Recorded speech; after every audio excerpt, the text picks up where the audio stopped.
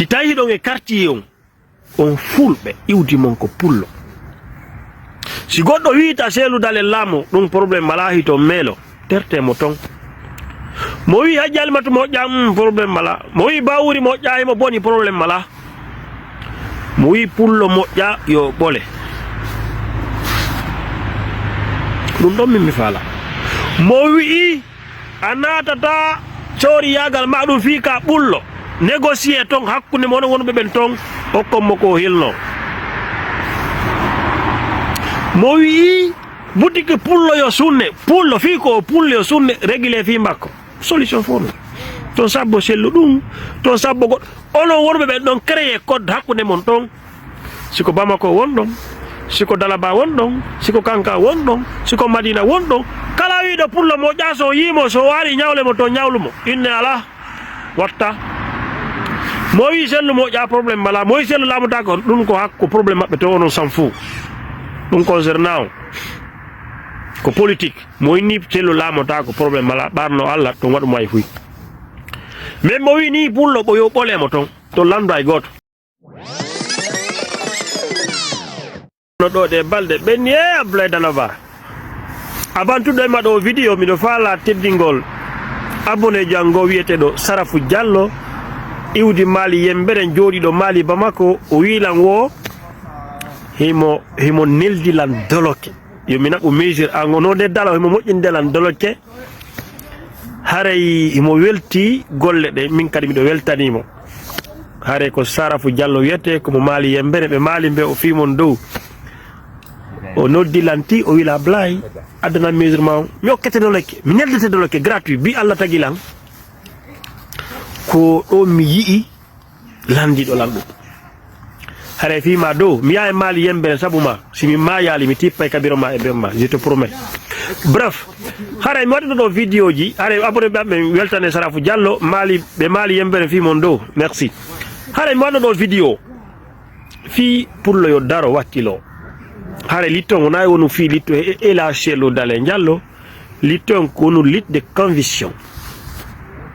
Hare buyine ɗo buylandikela wo mi woli ɗo haalaji wo vidéo jangom partage ama plateforme ji buyi wabla a woli gonga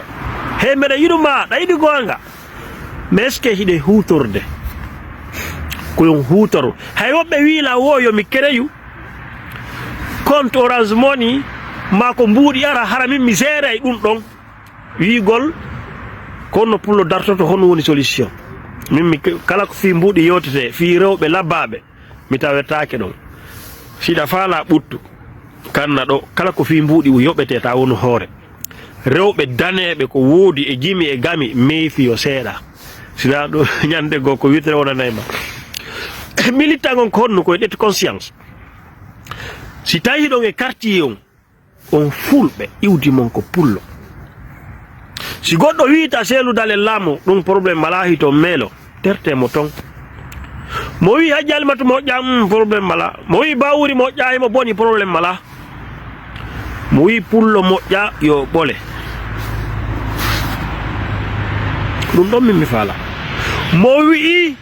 a natata cooriyagal ma ɗum fi ka ɓullo négocier ton hakkunde mon wonɓe ɓen ton hokkonmo ko hilno.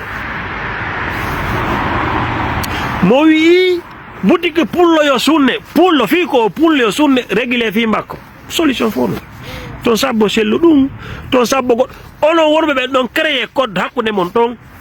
siko Bamako won ɗon siko Dalaba won ɗon siko Kanka won ɗon siko Madina won ɗon kala wiɗo pullo moƴƴa so yimo so wari ñawle mo to ñawlumo inne ala watta. Mo wi sellu moƴƴa probléme mala mo wi sellu laamata ko ɗum ko hakko probléme maɓɓe to onon s'en fout ɗum concernant ko politique mo wi ni sellu laamata ko probléme mala ɓarno Allah to waɗumo ay fuy. Mais mo wi ni pullo ɓo yo ɓolemo ton to landu ay goto mo jooɗike ka radio waɗi émission mum o fop o wi politique sello moƴƴa bawuri moƴƴa IFDG moƴƴa probléme mala. Mo wi a puudu pullo no ɗo yo moƴƴa yo sunne sabbe mo ka yaasi ƴette 100 €, 200 $, 300 $, mo kala goɗɗo o sacrifice ɗum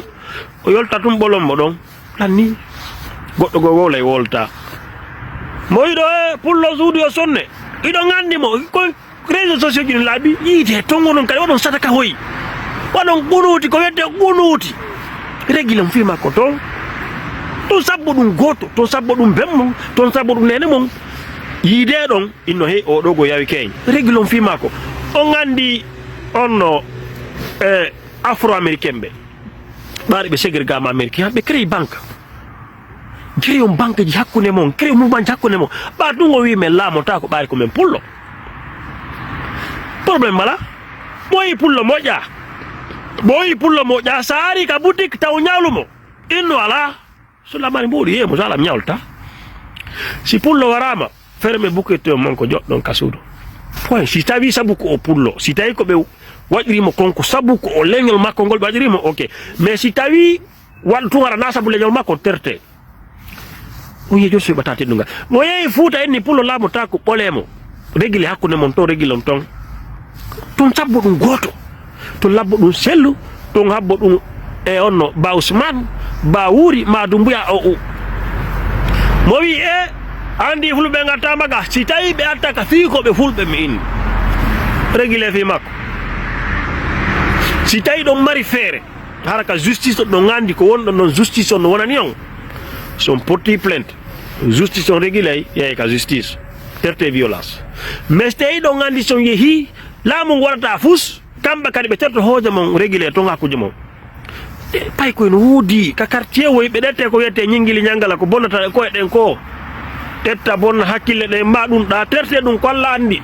andi kombo natal janna jonne mo bon pay ko jonna hobbe bon hakkille den be régila fi makko dum tefudum Allah ko Allah andi kombo nata aljanna bele be ngari Europe do lede porto do hey porto jong mimina ta fi dina islam e me porto be sari kama be do sari ko teddina ga ko ay neske o porto joro be nata aljanna parce que respect ko wete teddungal e sariya ka lede mabbe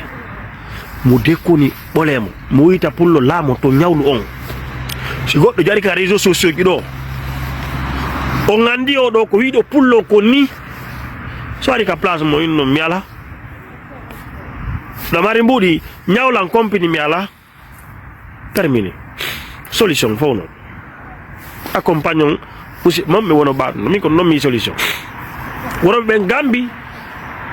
Sénégal wala do mo jobere hoyi hara na yaw go denna boji ti mutta markasiji dabbe kadi mbudi walli non fiitugol yawre dabbe jawdi itton yawre kadi gandangal jawdi ni ko ruuda ko wala don kadi moje boye goton ko itton yawre hara na yo sabbo politicien jodum to sabbo sellu to sabbo jali matu to sabbo muktar hiton sabbo dumbuya hiton sabbo ijamin ton tabbo goto moyni pullo moƴƴa ɓolemo ton régile ton sabbu goto waɗe tum moji ba hoyi an goto tum ɗetton jonna pay goto ye régila oɗa kadi mo $1000 mo yennima ɓolumo lanni teddugal waɗa e joni ton sabbo ma mbaɗi fi ɗum terte ton ma mbaɗi programme ji maɓɓe solution gonno mo darke pullo moƴƴa so kamata ñawlumo san fou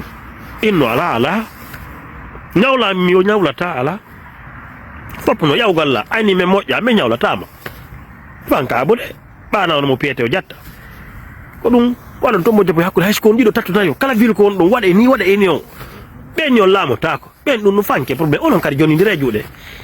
har nay godo sellu goyenta